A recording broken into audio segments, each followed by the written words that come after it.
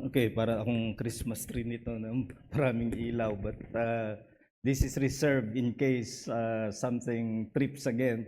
And I also would like to apologize on behalf of the officers. We had to implement a minimum electric supply for our air cons because of what we have been experiencing in the past Sundays. I hope you understand. And the reason is not because of us, but the inaction of Meralco. We have not been lacking in our effort to reach out to them, but there has been no action. The key personnel is often absent. So I hope you understand. So we will be continuing our study of our distinctives, and because we are moving now into a new section of our study, I think a brief review is in place. When we say distinctives, we mean that as a church, there are certain beliefs that make us what we are as a Reformed Baptist Church. That is our identity in comparison to other Christians whom we embrace as brethren, but we do acknowledge that there are differences, and those differences are not differences to separate, but differences to distinguish, and that is why they are called distinctives. Those distinctives are defined primarily by the scriptures and corroborated by our historical lineage. Let me just again remind you of the hierarchy of this. We are not saying that they are equal. When we use the scriptures, we look at it as our sole and ultimate authority of beliefs and practices. No authority matches or rivals the scriptures as far as we are concerned. However, there are those who would say they are Bible only and then dismiss everything that has happened in history, which of course is a sort of arrogance for anyone, because we do not have the monopoly of wisdom. God has given and distributed His wisdom to the past in our forefathers and how it developed in history. So to ignore that is nothing short of arrogance. So we are not ignoring that. That's why we give place to historical lineage, but without making it equal to scriptures. Historical affiliation bears on our distinctives. We are what we are because of certain developments in history, and yet the reason we hold to these beliefs is not because of what others have believed in the past, but because we can defend them from the scriptures. So that much should be clear in our distinctives. As our distinctives, we are looking at this under 5 categories. We have already looked at, or I have used now, the design of a pyramidal structure. At the very base is we are orthodox, and that means belief in God, the triune God, Christ as God-man. And then we concluded last month on being evangelical, which has something to do with the saving gospel.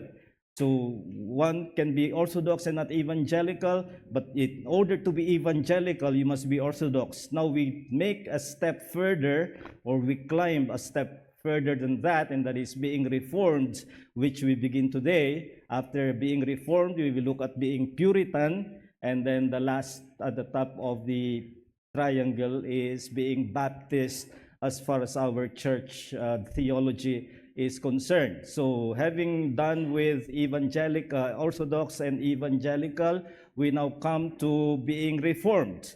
And being reformed, let me emphasize, a reformed Christian has evangelical foundation. That's why may progress yan. We are all orthodox, but it's not enough to be orthodox. We are all evangelical, and being evangelical, of course, the gospel of salvation can cover those who are committed to the gospel, and we embrace them as brethren, and we are evangelical. So to be reformed is already being evangelical, but not every evangelical has reformed distinctives. So kagaya rin yan ng not all Orthodox are evangelical. Ngayon, ang sinasabi natin, not all evangelical are reformed. So to be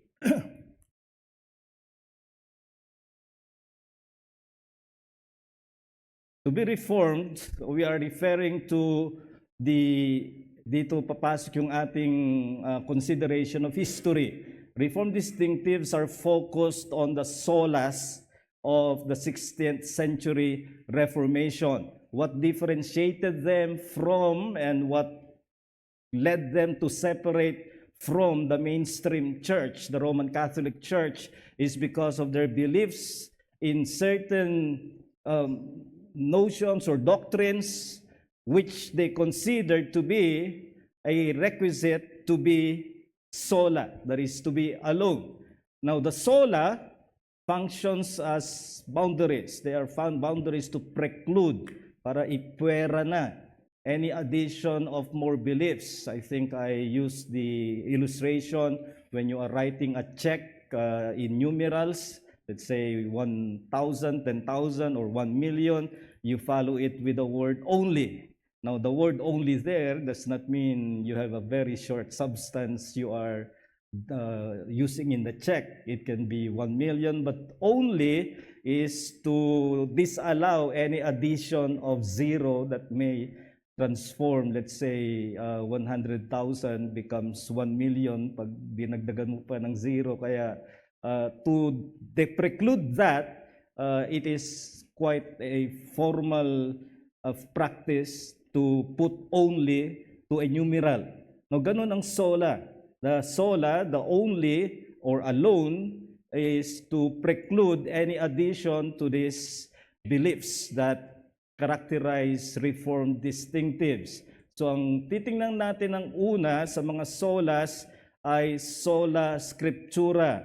Actually, 5 yan, pero ang titingnan lang natin ay 3 sa series na ito: sola scriptura, sola gratia, sola fide, solus Christus. Naging solus kasi iba sa Latin ang grammar. Solus Christus and soli Deo Gloria, yun ang 5. Pero sa Reformation actually ay yung 3, at yung 3 ang ating titingnan. Mauuna sa atin at dapat na mauna ay sola scriptura. The issue here is how is the Word of God as special revelation revealed in our present day. Sa ating kapanahunan, paano ipinapahayag ang salita ng Diyos? Halimbawa, naniniwala ang mga sangkakristyanuhan na may salita ang Diyos, at paano ito ipinapahayag sa ngayon? And take note, the important parenthesis here, we are not talking of the Word of God in terms of everything that God reveals, because theologically we distinguish between what are 2 kinds of divine revelation. Paano nagpapahayag ang Diyos ngayon? May tinatawag tayong general, pangkalahatan na revelasyon ng Panginoong Diyos. At ito ay sa pamamagitan ng creation, in natural creation, and the human constitution, God is known. That is clear in the scriptures. Romans 1:20 says, understood by the things that are made, even the eternal power and Godhead, so that they are without excuse. Now take note that even from creation, man has knowledge of God. Madalas natin marinig yung mga nag-o-object, paano yung mga hindi nakakaalam? Unfair naman sa kanila. Well, no one does not know. Everyone knows, but knows in a way that results in, according to Apostle Paul, in suppressing that knowledge. So instead of living by their knowledge, they suppress the knowledge in order to become their forms of human religion. So nagiging idolatry or immorality, but that is not because they have not known God. They know God in His Godhead. Now, they will not know God savingly until they come to the special revelation, but they know God. And they are just suppressing that knowledge. So, general revelation is still ongoing. Dahil andyan pa ang creation. Hindi lang yung creation, sa human constitution, ginawa tayo dahil we are in the image of God, we cannot help but know God. We cannot help but see God, even though it is denied. And there are many who will deny God today, pero madalas ko nga sabihin yung observation ko na in dealing with these people who deny God, I find that they are often angry with God. Yeah, that's the irony. Hindi sila naniniwala sa Diyos, pero pakinggan mo sila, kung may Diyos, bakit may mga paghihirap, bakit napakaraming injustices, etc., etc. So they do not believe God, they deny God, and yet they're very angry with God. It only shows they cannot escape it. It's like an image nga. Yung image na tinutukoy dito ay like, if you look at the mirror, what do you find? Or what do you see? You see your image. And that's what man is. He cannot escape being face to face with God. He will do everything he could to escape God, but he cannot because he is image. And that's what you are, even if you are denying Christ and denying the Word of God, you're living by yourself, but you still are unable to escape the reality of God because there is general revelation. But when we are talking of the Word of God, we're not talking of that general revelation. We are talking of special revelation, yung natatanging kapahayagan ng Diyos, which means God's communication of His saving Word. Because general Word alone, general revelation alone will not save. Now take note sa ating text in Romans 1:20, it renders man without excuse. He's a sinner. Inexcusable na sabihin mong, hindi ko alam ang ebanghelyo. You're still a sinner despite the lack of knowledge because there is enough knowledge to know God, and yet everybody suppresses that knowledge. But there is a need for a special revelation to save. And that special revelation is what we call the word of salvation. The purpose is to redeem sinners. So general revelation alone will not save. May mga nagsasabi at malaganap na ang paniniwala ngayon if people in different religions just follow in their conscience the truths of their religion, they will be saved. And that is false. That will kill mission. That is fatal to the missionary spirit. If we ever think that the gospel is not exclusive.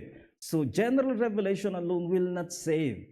But it is sufficient to render man without excuse for his condemnation.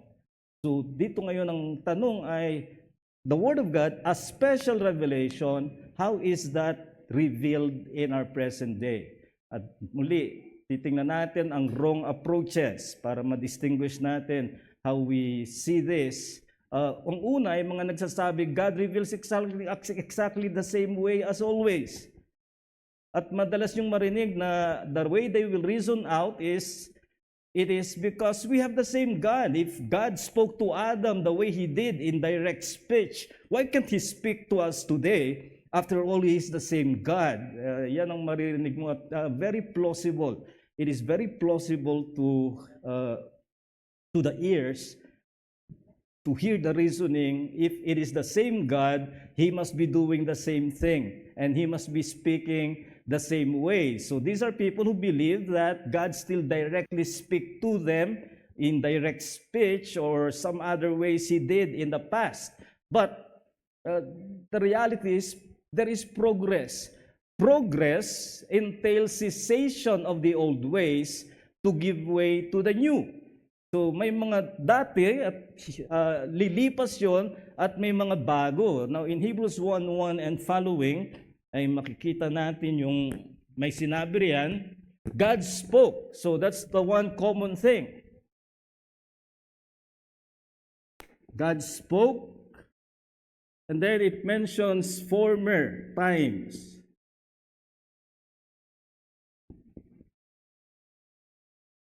And now in these last days. So in former times, He spoke by the prophets. So the major bearer of revelation were the prophets, while in these last days, He has spoken to us by His Son. So that's the difference. There is progress. Hindi yung pwede sabihin na ganun siya nagsalita sa lumang tipan, but hindi niya magagawa, siya naman ng Diyos pa rin. Merong progress sa ginagawa ng Diyos, and in fact we are to be thankful that there is progress, and that progress includes the change of the former ways. Now, take note the word, former, dati na yan. Dati pa yan. Ngayon ay nasa huling araw, mga huling araw na tayo, at ang salita ng Diyos ay nakasentro na sa kanyang anak na si Jesucristo. He is the final revelation of God. So, there are those who will say God speaks or reveals exactly the same way. Then there are those who will say God reveals to modern bearers of revelation. So, hindi nila sasabing God directly speaks to anyone, but they will say there are modern bearers of revelation, and many times they are still called prophets. So may mga propeta pa ngayon, may mga prophecies pa ngayon doon sa mga hindi ganun kabata. Nandun kayo nung 1998 elections. That's the election I cannot forget. When evangelicals converged together as a unified group of Christians, prophesying that God has anointed Joe de Venecia as the chosen man of God to be the leader of the nation. They had a big rally at the Luneta Grandstand with the initial JDV, purported to mean Jesus' declaration of victory. And actually, it was Joe de Venecia. And Joe de Venecia was there. They were laying hands on him. And what happened? Erupt happened. Lost. Oh, what do they mean? Something went wrong with the prophecy? O yung sinabi nila, nadaya ang Diyos? I was so angry at that time that they would use I have nothing against the Venetia, but to think that God's victory or Jesus' victory rests on a politician is something that simply inflames me. And I have not heard any of them apologize. Instead, in 2004, they did something they thought is better. They put forward Brother Eddie as now sure to be. I went to Araneta Coliseum, at least in support of a brother. I believe him to be a true Christian. And there I heard declaration of him as the Joshua of our time. Well, I thought Joshua won the promised land, but this is the point of claiming prophetic gift today only to go wrong. And so there are claims of prophets today, but they say just to escape the inescapable conclusion that they are false prophets, ang sasabihin nila, prophets today are not inerrant. And the way they define it is God communicates to the mind, but in the process of mouth communication, they can go wrong. And I always ask, tell me, how can God communicate the truth, which is erupt to win, and then come out is Joe de Venecia or Brother Eddie, and then come out was another candidate? This simply is a cop-out. Our position is that the test of true prophecy remains inerrancy. Hindi dapat magkamali. Yan ang maraming nangyayari sa mga kulto. The Jehovah's Witnesses went public saying that the world will end in 1975. Do the math. Ilang taon na, walang nangyari. Minsan, sa harap ng tatay ko, ayoko talagang makipagdebate, maniwala kayo o sa hindi. Pero sa harap ng tatay ko, nakumbinsido na sa mga JWs. Inayos ko sa nanay ko na harapin ko yung dumadalaw sa kanila. And I debated with them like I never did. But because I was earnest for my father's soul. And I showed them documents. You prophesied the end of the world in 1975 and it did not happen. The Bible says you are false prophets. Ang sagot sa akin ay nadupilas lang. Hindi pwedeng madupilas ang salita ng Diyos kapag yan ay nasa propeta. Bakit? Because God puts words in His mouth. This is what we need to understand. This is consistent in the Old Testament. A prophet is someone who has God's words in his mouth, not just in his mind to be free to communicate in his own way. It is put in his mouth so that he has no choice but to speak it out. Example of this is Balaam. Balaam was hired by Balak. Masama ang balak niya dito sa mga Israelita at gustong ipasumpa kay Balaam. Balaam is a famous figure of that period because his name occurred in extra-biblical literature. He was a famous sorcerer, and he was hired to give a curse on the Israelites. But God put words in his mouth, and when he opened his mouth, despite what is in his mind, he uttered blessings. That's prophecy. Hindi mo mapipigilan. So, the idea that there are modern prophets today, beware. They may be sincere or what, but they are false. Another wrong approach is those who will say, yes, I believe in the scriptures. God reveals through the scriptures, but plus other media of revelation. So, dito, mas malapit na sila. Sabi nila, nagsasalita ang Diyos sa kasulatan. There are two popular forms of this. The one that we are most familiar with is, of course, the Roman Catholic Church. The Roman Catholic Church believes that there are two sources of revelation. Scriptures and traditions are equal sources. By scriptures, of course, they mean the Bible and the Bible with the addition of their apocryphal material, but that's another discussion. Scriptures, and then sasabihin nila, traditions. And they will use traditions even sometimes against the scriptures to endorse or to advance a particular doctrine defined by the Pope. A good case is the dogma of the Immaculate Conception of Mary, advanced in 1854. Where is that in the Bible? None. But they will use traditions. And so this is the position of the Roman Catholic Church until this day in their documents of the Second Vatican Council, which is their latest ecumenical council, itong kanilang posisyon. And of course, pagdating sa interpretation of scriptures and traditions, the Pope has primacy.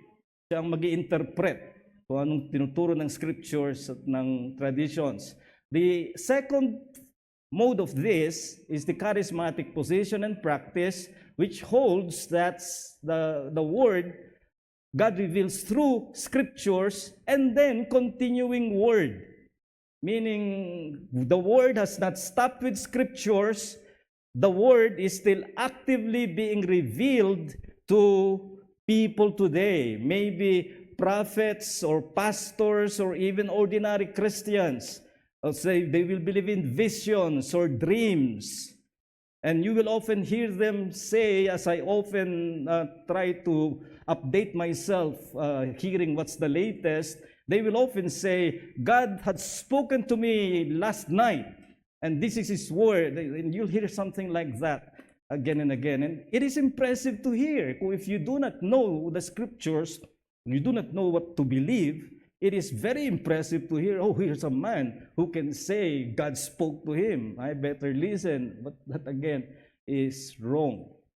In practice, scriptures are undermined to give way to the extra biblical word. Sabihin man nilang pinagsasama nila, sa talagang gawain nila, yung scripture ay kanilang kukontrahin para ipagpatuloy ang sinasabi nilang tuloy-tuloy na salita ng Diyos. And therefore, it undermines rather than equal to the scriptures, it becomes a rival to the scriptures. And when there's a rivalry, it always, what is added to the scriptures that win. Yan ang katotohanan niya. So, what is the biblical presentation? Well, tingnan natin sa tinawag natin kanina, there is progress of revelation, both in substance, ano yung laman ng revelasyon, and the mode, ang kaparaanan, paano siya nag-reveal. From direct divine speech that we see at the beginning, like when he spoke to Adam, and then to others of the patriarchs, then, as we have seen here, through chosen bearers in the Old Testament, the prophets, that's why a prophet had to be truly distinguished by anointing para wag magkamali ang bayan ng Diyos kung sino ang talagang propeta. But also, even at the beginning, there was the written mode, starting with Moses. There was the written mode. So ito yung nagkasabay-sabay ng mga kapanahunan na yaon. But something that I have already emphasized, what makes a prophet is that he had the word of God the prophets had the word of God put in their mouths. Di ba sabi ni Jeremiah nung tinatawag siya na maging propeta, napakabata ko pa. At ang sabi ng Panginoon, I will put my words in your mouth. Why didn't he say, I will put it in your heart, or I will put it in your mind? No, I will put it in your mouth. And that is consistent in the presentation of prophetic calling. God puts words in the mouth that the prophet must speak. And then, in progress, even when various modes existed, deference was given to the written. Kahit na nagkasabay-sabay ang mga kaparaanan na yan, mas binibigyan ng pagkiling kung anong nakasulat. Kaya kung may magsasalita, kahit na sabihin niyang siya'y propeta, kung magsasalita siya ng lumalabag sa kasulatan, ang kasulatan na ngayon ang nagiging pambantay sa sino mang mag-aangkin na nagsasalita siya para sa Diyos. So even when there were several modes that were used, the written mode had a prevailing authority. And this is clear in Isaiah 8. In the previous verses, it speaks of the various modes of seeking God's word, and then God says to the law and to the testimony, and he's talking about what's already written then. To the law and to the testimony, if they do not speak according to this word, they have no light in them. So even nung magkasabay-sabay ang mga kaparaanan, binibigyan ng pagkiling kung ano ang nakasulat.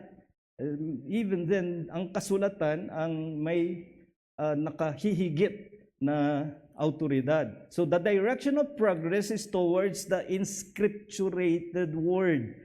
Magsasalita ang Diyos, pagkatapos isusulat niya. Ang Diyos mismo ang nagbigay ng ganyang huwaran. Binigay niya ang 10 utos, pero hindi lang niya pinamemorya kay Moses. Anong ginawa? Ang Diyos pa mismo ang nagsulat. Isinulat niya sa 2 tipak ng bato, the 2 tablets of stone, in order to have the 10 commandments written. So this is God Himself showing writing is a mode of revelation that will be the mode that should be given deference. Then, as we progress in the New Testament, it now becomes the apostles. The apostles became the official bearers of Jesus' teachings. Remember, on the last days, He revealed His word. God spoke through His Son, no longer through the Old Testament prophets, but Jesus never wrote a thing. He did not leave us any written material. Instead, He left it to the apostles.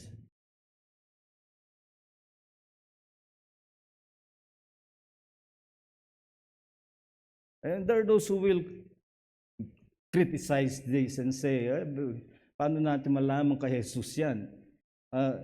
Yet, you hear people today talk of Socrates. Socrates is the primary philosopher. Yet, did you know Socrates did not write anything? Anything we know of Socrates is through his disciples. Plato primarily, siyang nagsabi anong tinuro ni Socrates, and then another is Anaximander. Hindi si Mander ang ama niya, kundi Anaximander yung buong pangalan. Anaximander. How we know Socrates' teaching is through Plato and Anaximander. And yet, do you hear people today complain when they say Socrates taught? Well, he didn't actually teach it in writing. He left. We depend on his disciples. Nobody complains. Here is Jesus who used many more disciples to live to us what he taught, and people are complaining. So, during the time of the apostles, official teaching must be apostolic. Ibig sabihin ko, anong talagang tinuro ni Jesus, gusto nilang malaman dahil siya ang Panginoon na. Pero para malaman, kinakailangan manggaling sa apostol. Hindi pwedeng sabihin ng sino man, ganitong sinabi ni Jesus. Kinakailangan manggaling sa apostol. In fact, this is the point of the Apostle Paul in 2 Thessalonians 2, that the man of sin will be spreading error and those who love the lie will believe in him. Instead of that, Paul gives this instruction, hold fast to the traditions. Now, let me just explain. Traditions, paradosis, means in Greek, that which came from the original. And dumating sa atin through generations. But how do you know it came from the original teaching of Jesus and the apostles? Two ways when Paul was writing the second letter to the Thessalonians. Whether by word or our letter. So, dalawang paraan nung panahon ng Bagong Tipan. Two modes to know the teaching of the apostles who were the official teachers of Jesus' teaching. Oral, meaning invite mo si Paul o si mga apostles doon, invite mo sa church at sabihin niya by apostolic authority what is the teaching of Jesus. But the other is written. Kapag isinulat ng apostol, in fact, Paul is warning the Thessalonians because they were using a fake letter that is attributed to Paul. And Paul is denying that he wrote that letter. So, yung mga prankster, uso na noon. At itong binabala ni Apostol Pablo, siguruhin yung sa mga apostol yan, salita man nila na binibigkas o salita nila na isinulat. So during the life of the apostles, two ways to know, oral and written. Now, the New Testament prophets were still present in the New Testament, but they were under the authority of apostolic writings.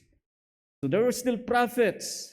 But now, there is a clear gradation of authority. 1 Corinthians 14:37, nang nagkakagulo na sa Korinto, dahil sa mga nag-aangking sila'y propeta, nagbigay ng rule si Apostle Paul, if any one of you claims to be a prophet, let him acknowledge that what I write to you are the commandments of God. What do you see there? Now you see prophetic office subordinate to what is written by the apostles. So, pataas ng pataas ang pagpapahalaga sa nakasulat. Ngayon nga, dalawang kaparaanan na lamang para malaman mong ito ay mula kay Jesus. To know that it is from Jesus, it must be either spoken orally by an apostle or written by an apostle. And take note, even the words of the apostle are now to be tested by what is written. When Paul spoke and preached in Thessalonica, most of them rejected him. He came to Berea, and in Berea, they were more receptive. Why? Take note what is said here of the Bereans. They searched the scriptures daily, whether those things, that is, the things spoken by Paul, were so. Now imagine, even the spoken word of the apostle will now have to be checked by what is written. You can get the drift where this is going. The prophets who were major in the Old Testament, even then, must submit to the written. In the New Testament, even more explicitly, the prophet must submit, this time to apostolic writings, and even an apostle, when he speaks, he must speak in submission to what is written. So scriptures check the truth of what was spoken, even by an apostle. So at the time there were two modes, spoken and written. The written is the check of the spoken. With the apostles gone, wala nang apostol ngayon. May mga miyembro tayong apostol, pero apelyido na lang yun. The only remaining mode of God's word, wala na yung oral. Dahil wala ka nang may imbitang apostol. Hindi ka pwedeng gumamit ng spirit of the glass para alamin kung ang sasabihin ng apostol. What is left to the church is what is written. So that means what we are calling sola scriptura. So how is the Word of God revealed in our present day? Let us answer one objection that is very common. Sasabihin nila na, kung sola scriptura, are we not inferior by having only the scriptures? Ang ibig nilang sabihin, hindi ba napakaganda ng karanasan ng mga nakaraan na ang mga patriarka ay nakaririnig nila mismo ang salita ng Diyos sa kanila? That is just an external impression. Divine speech and prophetic words were rare and far between. Huwag mong isipin na dahil pag buklat mo ng iyong Biblia sa kasunod na page ay nagsalita uli ang Panginoon, ang ibig sabihin na kasunod na araw, na parang araw-araw may divine speech and divine prophecy. No. There are times when you turn one page, you are turning 20 years. Bago na may salitang panibago mula sa Diyos. Whereas the written word, that which is in your shelf, on your table, or on your cell phone, it is as much God's word as divine speech given to the patriarchs, the prophets. And this is pointed out by Peter. He compared, in 2 Peter 1, he compared the vision that he was part of having, which was the Mount of Transfiguration. You know what happened. On the Mount of Transfiguration, he saw with John and James the glory of Jesus. And then there was Moses and Elijah. And then when they were covered by the clouds, they vanished. This was a grand vision.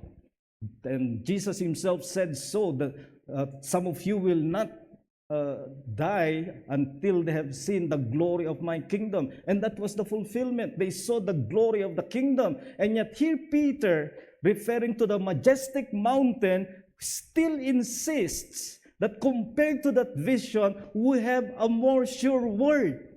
And what is that more sure word? Verse 20 says, the prophetic scripture. What is he saying? He is saying scripture is more grand than what he had experienced on the Mount of Transfiguration.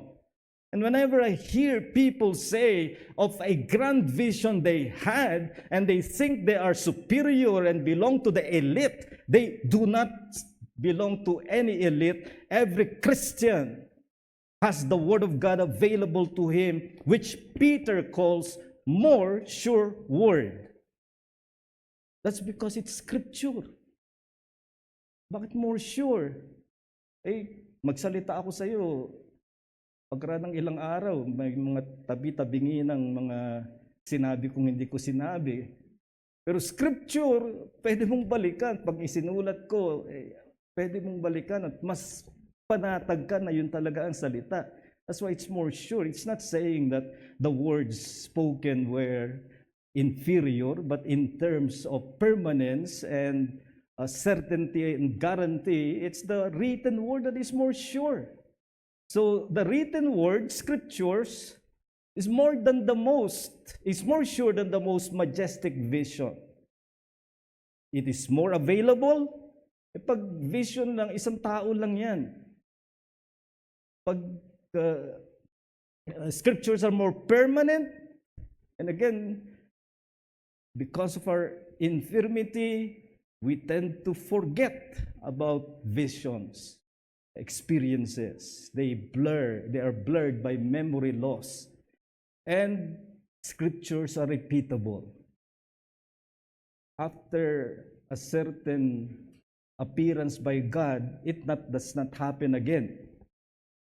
When you read the scriptures, you can come back again and again. In fact, we should be doing it daily. So yung objection, it has no merit. You should realize and appreciate the greater benefit, the greater blessing that we now have the Word of God more certain in the Scriptures. Let me close with the significance of sola scriptura. First is equality of access to the Word of God. Noon, hindi. Kailangan silang magdepende sa propeta. Kaya nga naging vulnerable ang Israelites sa mga false prophets. The more attractive they sounded, the more vulnerable the Israelites were to the false prophets, because they had no access to the Word of God, and when the prophet is not available, then no word is available. But for us with scriptures, we have equality of access. Andyan sa iyo ang Biblia. Ngayon, nasa cellphone mo na, napaka-searchable, pagkatapos ay hindi natin gagamitin. It is available. We have access to the Word of God. And then, consider also the imperative of personal study of the Word. Imagine just, for example, that you were told God is going to speak in this mountain. Let's say in Mount Makiling, if you go to Peak 2, God will speak there. And if you really believe in that, you would probably climb as zealously as you could to hear the word. But that's not what we are being asked. The word is now written. And the imperative is even more pressing. And the neglect of the word is even more inexcusable. How dare we have the word now and go through the day, sometimes through weeks and months, without really personal meditation on God's word? And this is more sure than Peter having that majestic vision of the Mount of Transfiguration. It's imperative. When was the last time you really studied the Word of God with enthusiasm that God is speaking to you? And finally, why it is we believe in the primacy of preaching and teaching the Word in the church. When you look for a church, many people look for where there's fun. Music is fun, or people are friendly, or it's aircon, whatever the reason that is many times personally selfish. What you look for first and foremost is the Word of God preached and taught. I don't care if they have no instrument or whatever externals that are absent. When there is preaching and teaching of the Word, you have a church. And that's the reason why we keep it that way in our church. So let me put the distinction this way. When it was prophetic authority that was in primacy, their authority is being able to say, "Thus says the Lord." Only prophets can say that. We cannot say that unless we are reading, of course, the scripture that says, "Thus says the Lord." But we cannot claim, and if the moment I claim here, the Lord spoke to me last night, so thus says the Lord, you can kick me out anytime, because that's prophetic. For the apostles, their claim to authority is As Peter said to the Sanhedrin in Acts 4 when he was being forbidden from preaching, we have seen and heard. And this again is consistent in the New Testament. This is the apostolic authority. They have seen and heard Jesus. Again, we do not, we cannot. What then is our authority? Our only authority in the church today, be it preaching or teaching or counsel, is being able to say, it is written. We cannot say, thus says the Lord. We cannot say, I have seen and heard. All that we can say is, it is written. So whenever anyone comes to you proffering advice or some word of authority, you ask, where is it written? Because that's the only authority. So let me just conclude with this word of the Apostle Paul. For what Romans 15, 4 and 5, for whatever things were written before, were written for our learning, that we through the patience and comfort of the Scriptures might have hope. Now may the God of patience and comfort grant you to be like-minded toward one another according to Christ Jesus. I just want you to see here. In verse 4, it's the patience and comfort of the Scriptures. In verse 5, it is now the God of patience and comfort. And it's exactly the same words used. Now, are there two kinds of patience and comfort? One from the Scriptures, one directly from God? No. What it is saying is what you get as patience and comfort and all other graces from God come to us through the Scriptures. That is the reason why we are sola scriptura unapologetically. We do not apologize for it. We do not feel inferior because of it. So my challenge to you, brethren, hold dear to your Bible as God Himself speaking to you. No, you don't make your Bible your God. Not my point. But rather, when you use the Bible, God is speaking.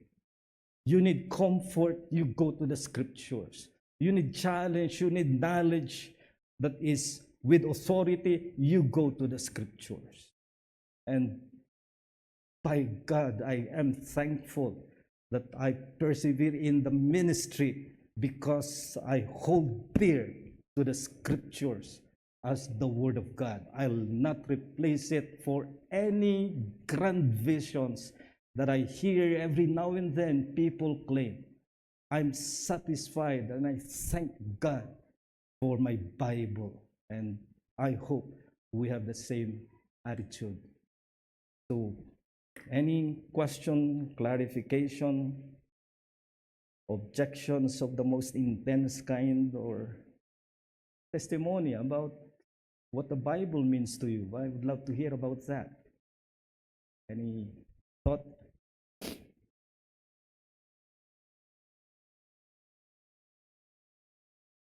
Jean.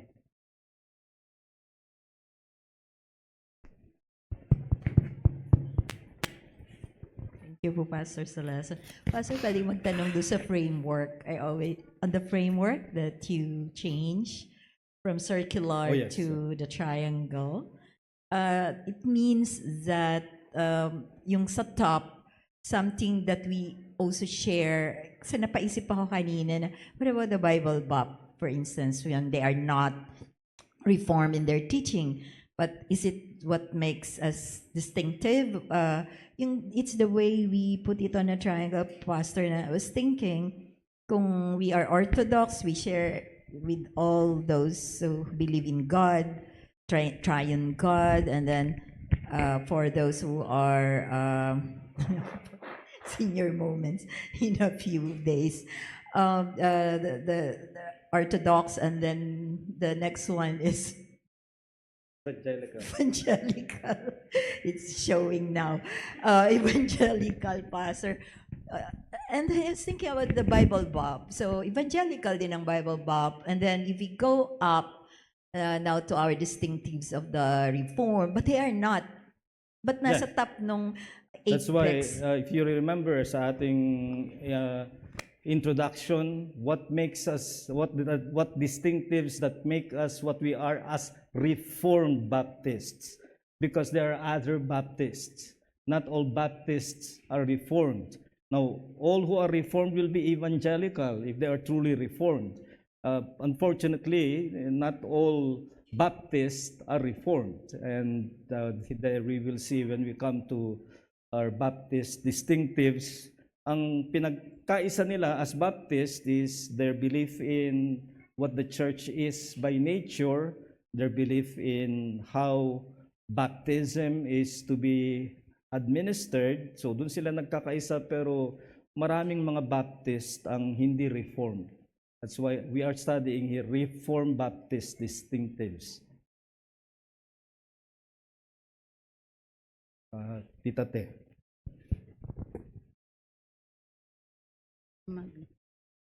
Sorry, medyo hindi lang ako masyadong makasalita. Ang aking tanong ay tungkol sa role ng Holy Spirit doon sa time na ang mga apostles ay sinusulat nila ang salita ng Panginoon. Kasi nasabi rin dito, with the apostles gone, the only remaining mode of God's word is the scripture.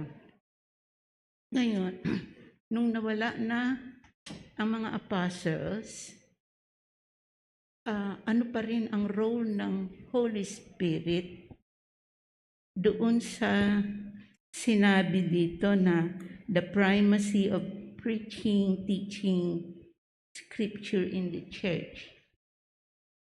Nandun pa rin ba ang presence ng Holy Spirit sa ating mga buhay din?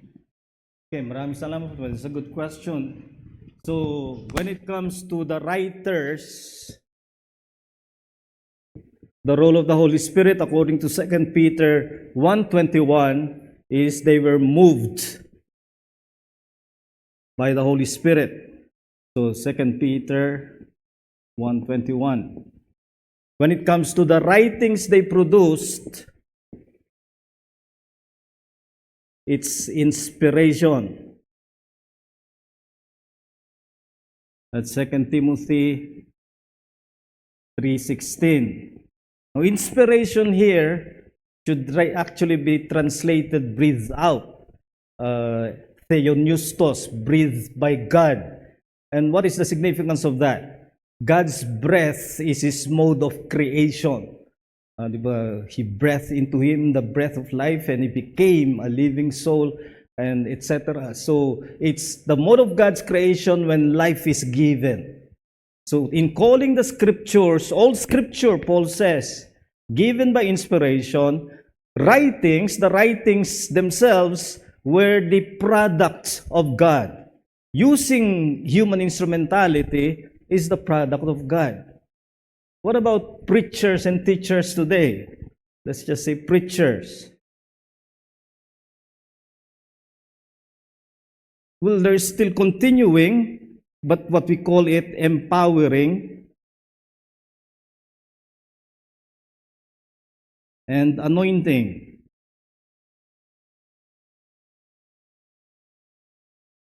That's 1 Corinthians 2:1 and following. And then the hearers and readers, there's the continuing work of the Holy Spirit, which is called illumination. Siya pa rin ang nagbibigay ng kaunawaan, kaliwanagan. So we cannot claim today inspiration or the apostolic moving by the Holy Spirit. No, I have no new word. The word that I preach to you must come from what is written. But I pray that God will empower what is preached, so that when it is preached, it is the word of God that you hear. And for our part as hearers and readers, we need the illumination of the Holy Spirit. So, nagpapatuloy ang gawa ng Espiritu, pero hindi nakatulad sa mga nagsulat ng ating kasulatan ngayon. Kaya, pag tayo darating sa iglesia, dapat kasama sa panalangin natin ang pagliliwanag sa salita ng Diyos sa nangangaral at sa nakikinig.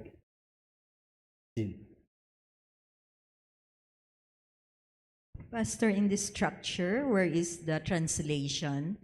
The role of the Holy Spirit in the translation, because the original language is not in English. Yeah, it's a good point. Also, so merong propagation, kailang ipalaganap. Dahil hindi na tayo naniniwalang may holy language, we can translate it in other languages. So propagation includes translation. Now, what is important for the translation is faithfulness to the original.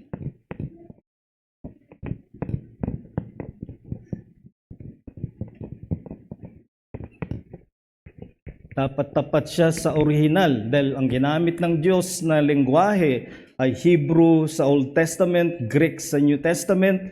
Ang mga nagsasalin ay dapat may kaalaman sa ganong mga lengguwahe at isasalin nila sa kung anumang wika nila isasalin na tapat doon sa salitang naisulat.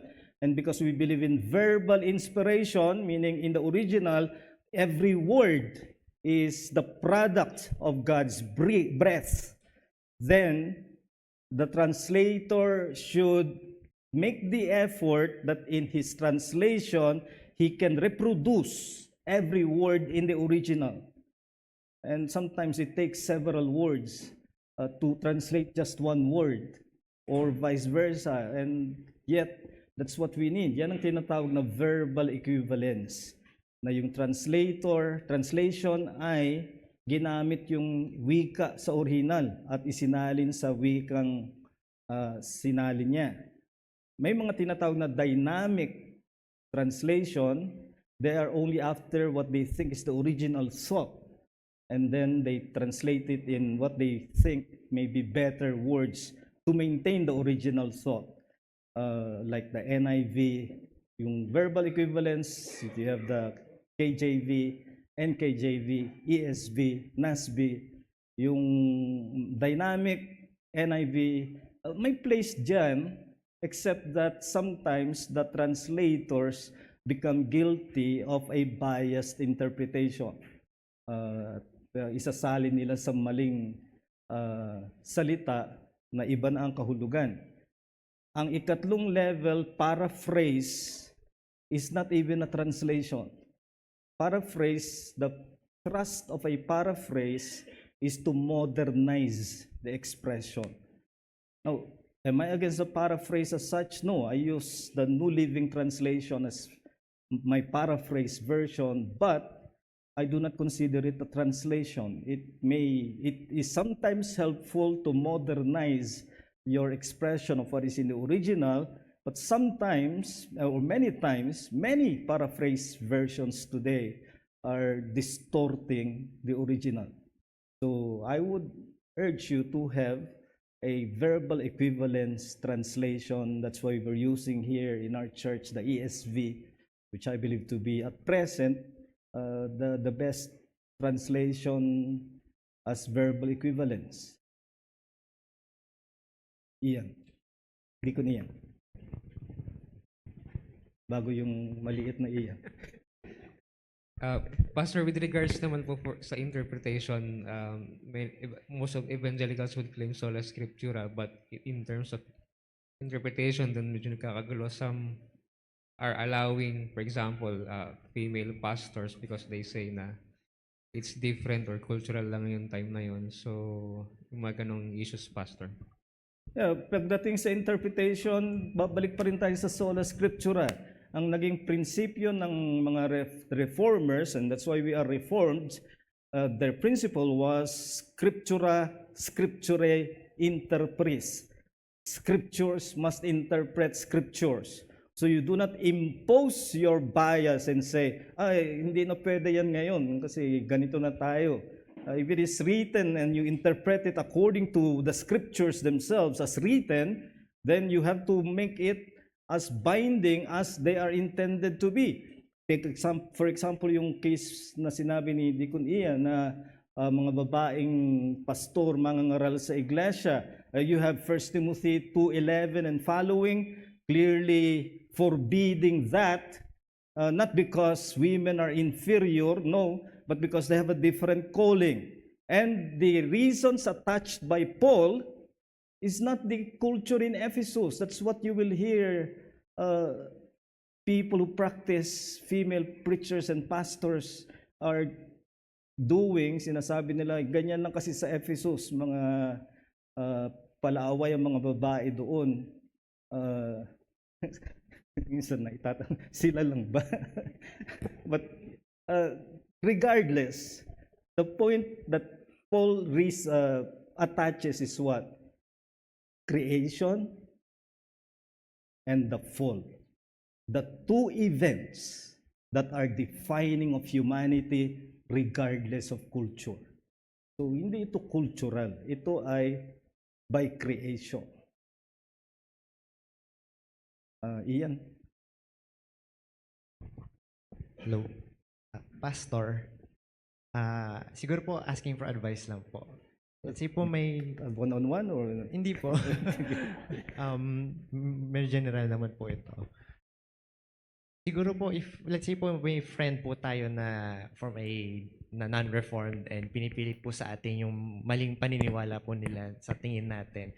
How do we argue or defend the truth of the word in such an edifying way po? Again, a very helpful question, and we have a very direct instruction to that question in 1 Peter 3:15.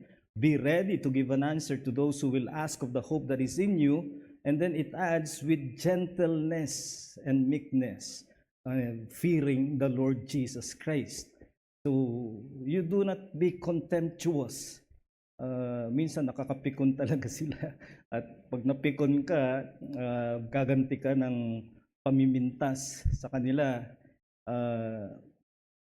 As I've said, I did it once because my father was being swayed by this cult, and I had to be very intense to show how wrong they were for the sake of my father. And lo and behold, after that, my father no longer was persuaded by them. So at least it had its fruit. But ordinarily, I would avoid if it is just going to lead to a debate of the kind that will not convince. I generally avoid. Now, if it is unavoidable and you have to answer, then do it with gentleness and meekness. Remember the adage, the first one to shout is the first to run out of arguments. So, convince by persuasion, not by contempt or pamimintas. Iwasan natin yun. Brother Johnny. Thank you, Pastor, for the lesson. Regarding the earlier figure, not all evangelicals are reformed, so there's a narrowing. One thing about evangelicals, there are dispensationalists among them, but so that's not in the reform category. So is that a form of addition to the scripture? No, evangelical is not, dispensationalism is not an evangelical distinctive. There are evangelicals who are reformed, there are evangelicals who are dispensationalists, but they are all evangelical. So it's not an evangelical distinctive because we are evangelicals, but we're not dispensationalists. I'm sure I'm not, but yung mga dispensationalists, we still regard them as brethren. I honor John MacArthur as one of the great voices of the truth in our time. But I disagree with him on the issue of his dispensationalism. But I still regard him and respect him as a brother.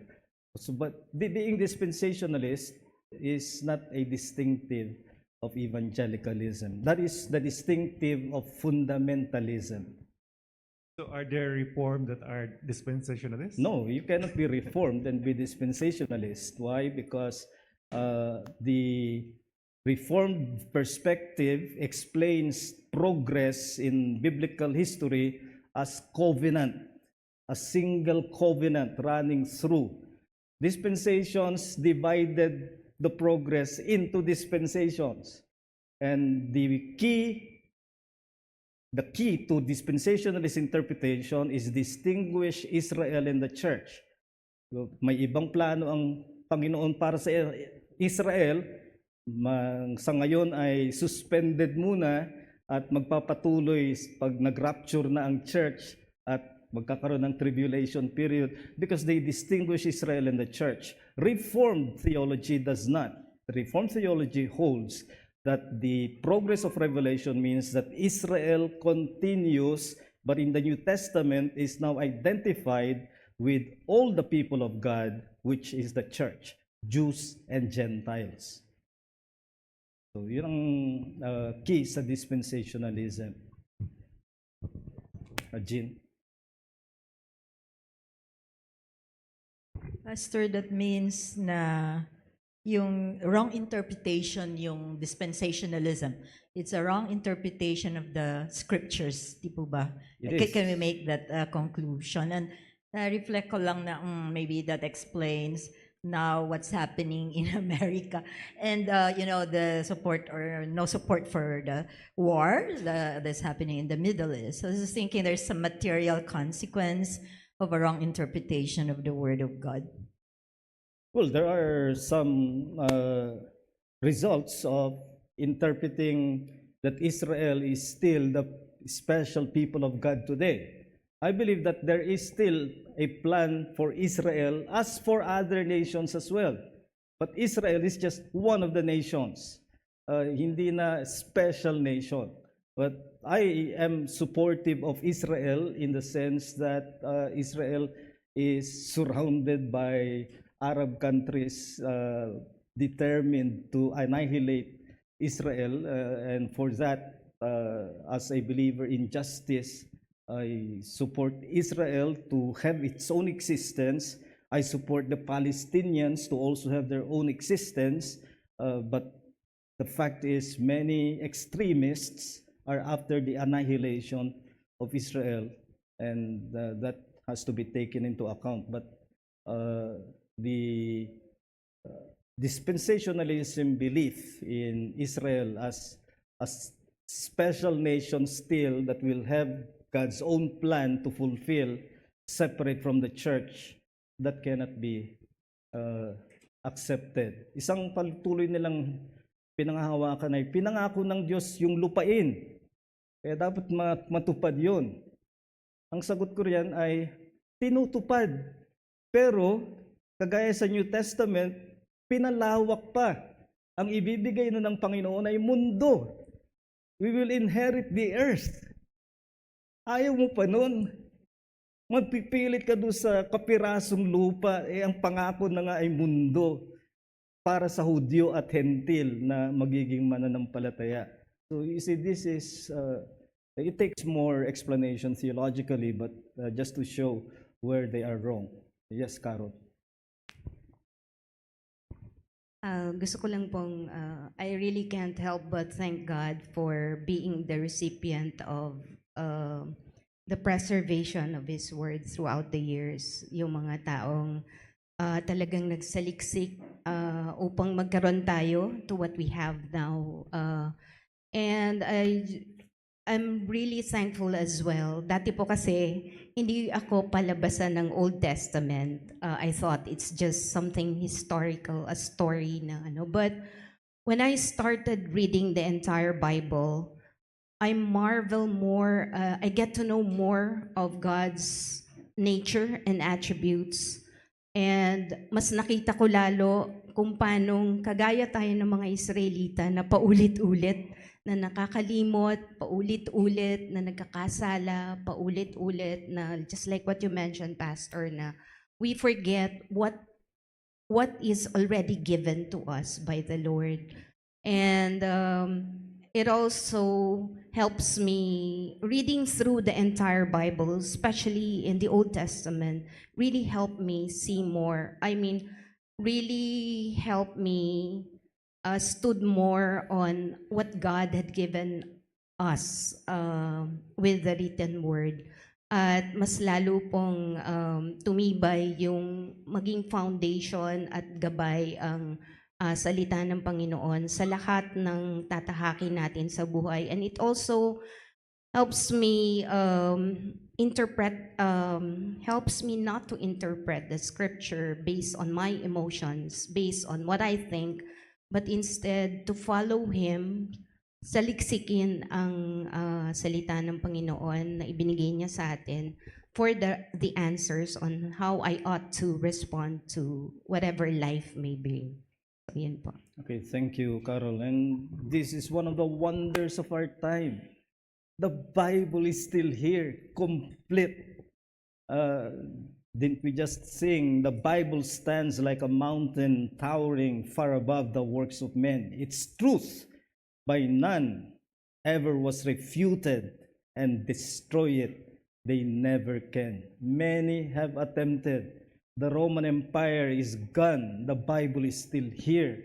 In the many periods of history, the Bible was burned again and again. It's still here. In the Middle Ages of the Roman Catholic Church, they put the Bible under forbidden reading because they think only priests should read it, and they punish those who translated it, like they did on William Tyndale, and originally John Wycliffe, who died a natural death, but such was the hatred on him when they discovered where his grave was. It was dug up and he was burned, already bones. That's what the hatred of the scriptures has been like in history. So how can you not wonder that we are here standing, having the scriptures in even more number, propagating through the world, and with technology in our side, never lose the wonder that you have the scriptures. Last two, Deacon Ian.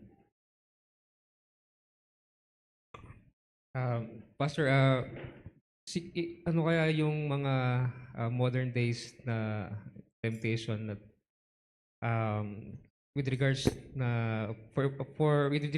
dun sa sola scriptura, during the time of Reformation, they have their relics and say other things. Pero ngayon, naisip ko lang, possible ba na we are admiring like preachers and other teachers and subscribing to whatever they say, that a danger from sola scriptura, or focusing on relying on systematic theology books or biblical theology books rather than digging deeper to the Word of God?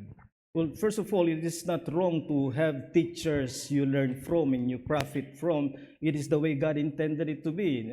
Anyone who will ignore teaching, yung babala ni Peter, 2 Peter 3:15 and following, they distort the scriptures, and he called them untaught. Mga ayaw magpaturo, sila ang mas madaling magbaluktot ng kasulatan. So there's nothing wrong. In fact, it is according to God's design that we do have teachers, references. I will not be able to preach to you the way I do if I am not consulting the wisdom of other people that God has given wisdom to. So, sa alang-alang natin ang pagtuturo ng kasulatan, at lalo na ngayon na meron tayong technology na you can just bring your cell phone and have the scriptures. I heard a pastor once who insisted that we should retain the Bible as a printed book, and that should be an imperative to use. Well, if I follow that logic, we should go back to the scrolls. Imagine in the new church building, people coming all with their, and these are big scrolls, at hindi lang isang book kung nadala. kailangan alam mo na kung anong text ng mga ngaral kasi mamimili ka sa several scrolls. Every book is a scroll. The reason why Samuel and Chronicles and Kings were divided into two because they were too big as a scroll and they had to be divided into two. Kaya we have First Kings and Second Kings. So we should be thankful that we have in our time the technology that everyone can own the scripture, but be loyal to the scriptures and learn Acts 17:11 which we used.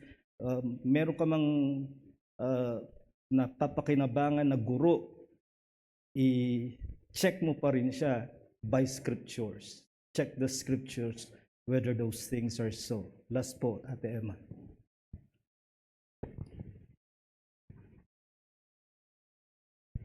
Thank you, Pastor.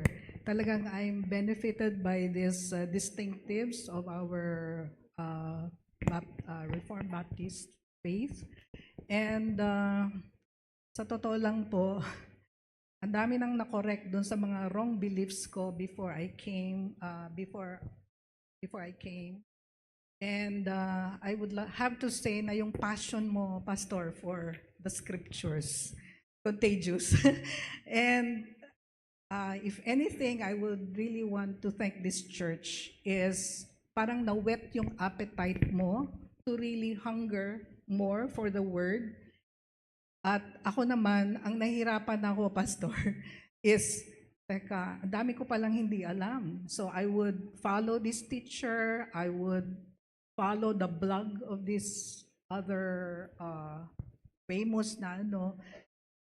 Ang nakakatakot lang kasi parang hindi ako confident.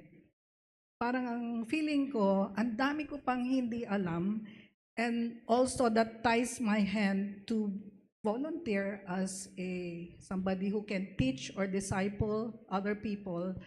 Kasi baka mali pa, baka hindi pa reformed yung yung belief ko about this thing. So isa yon sa nakikita kong setback, pero at the same time, so benefit na yon na nawawet yung appetite mo to be going, like for example, the 1689 London Baptist Confession. I know you took that up, pero wala pa ako dito sa church na to. So I'm following Pastor Rami. Sino nga ba yun? Yung sa Calao? Ramen. Okay. Ramen. Pastor Ramen. He's doing a series on that. I'm greatly benefited by listening and learning a lot about the London Baptist Confession. So, ang tanong ko kasi, Pastor, paano masasabi na you already have enough na pwede kang maging confident na to transfer this knowledge to others? Or kung kulang pa, like I had a discussion with my eldest son, and I was explaining to him the gospel. Sabi niya, Ma, you don't have to tell me that. I'm already a believer. So sabi ko, I'm just checking on your understanding of the gospel. Sabi niya, say that to an unbeliever. Sabi niya, hindi ako. I'm already a believer. So, ganun ba yung nagiging dating na parang dahil ang dami yung high, how do you call it, mataas na yung alam mo na hindi na makarelate ngayon tuloy yung gusto mong abutin? So, that is an experience I recently had. Kaya nga, I don't know where I should put myself at this point in time. I listen to a lot of podcasts. Naku, minsan nalilito na rin ako. In my thirst to learn more, I enrolled in your Friday class so that I will learn more. Pero paano mo masasabi na enough na yon? And now it's time for you to spew it out. It's time for you to share it now. Tanggalin mo yung lack of confidence mo and start sharing it with confidence. Okay, maraming salamat po, and that's very encouraging. Simple answer, nobody has enough. I am not enough. I have not come to the point where I have nothing more to learn. And then, at the same time, everyone who has some knowledge of scriptures should share. Not everyone will become teachers in position, but kung anong naipaalam sa iyo, ay maaari mong ibahagi, at kung nalilito ka sa iba-iba ng mga naririnig mo, there are always people to ask. You can ask me and others here who have studied in GMA, like Brother June, Brother Ferdy. Itong si Ike, graduate nito later this month. There are people you can consult, and we are blessed as a church that we have knowledgeable people in the scriptures. But I do hope, and it is my prayer, that one thing that we will never lose is that wonder. I think I've shared before that I never lose the thrill of understanding the scriptures. I have a system that leads me to read the whole Bible at least once a year and the Psalms twice a year. And I've been doing that for many years. But each time I come to the passage I've been to before, something new comes up. And it's a never-ending reception of more knowledge. And when you try to understand the scriptures and you get to the understanding of the scriptures, that's a thrill that cannot be matched by obtaining the material treasures of this world. So brethren, let us treasure our sola scriptura. Let's close in prayer. Dakilang naming Diyos, sa aming mahabaging Ama, nagpapasalamat kami na mapanariwa namin ang aming natatanging paniniwala na ang salita mo ngayon ay sa pamamagitan ng nakasulat na sa kasulatan, sa banal na Biblia. And we pray that we may truly increase and grow in our appreciation, that we now have the complete word that is even more available than it was in the past, of the prophets and the apostles. And there is nothing we are inferior to them, but we even have the advantage in terms of permanence, of repeated reading of the word, and that word Peter calls one that is more sure than even the grandest of visions. So may we never lose the wonder and the thrill of reading, absorbing, meditating upon, and understanding the scriptures. And we thank you that you still speak to us afresh through the scriptures. So may we make it our own principle, that our authority of belief is being able to say, it is written. We thank you and we pray all these things in the name of our Lord and Savior, Jesus Christ. Amen.